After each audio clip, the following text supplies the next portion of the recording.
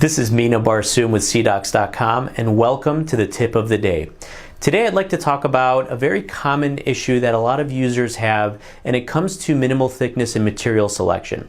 So as you can see on the case on the screen here, we chose a material, this happens to be Celtra Duo, that has a very specific minimal thickness requirement. The way we know that there's an issue is we see that blue bubble showing on the occlusal surface.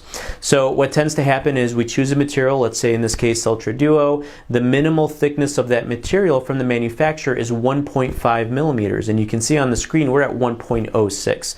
So I have a couple of options. I can go in and try to use my tools to change the thickness issues on the occlusal surface here. And as you can see, by doing so, I'm creating now some occlusal interferences that are going to cause issues for me long term. So one of the options that I have is to either go back to the patient and prepare the tooth more, or I can make a change of material. And as we know, we have many materials at our disposal with CEREC, so I can very easily go back and change the material. To do that, we click on the administration phase. It takes us back to our first window. I can then choose a new material. So by clicking on the edit icon, I can choose a drop-down. We'll stick with Dentsply Sirona as the manufacturer.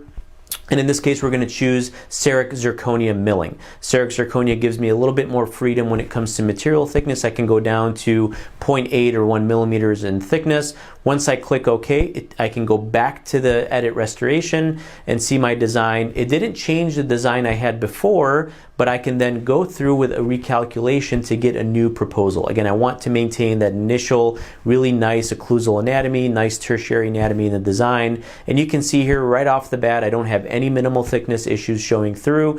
I have a couple of small occlusal issues I might need to fix here using that circular two-directional shape. I'll go through and change those very simply. Make sure, again, no minimal thickness showing through. And now this restoration is finished and ready to go to the milling machine. So hopefully this was helpful. I know a lot of us can sometimes get into these thickness issues, and rather than fight with the software to try to get a better proposal, sometimes it's easier just to change the material and move forward. So hopefully you enjoyed today's tip of the day. Look forward to seeing you again soon.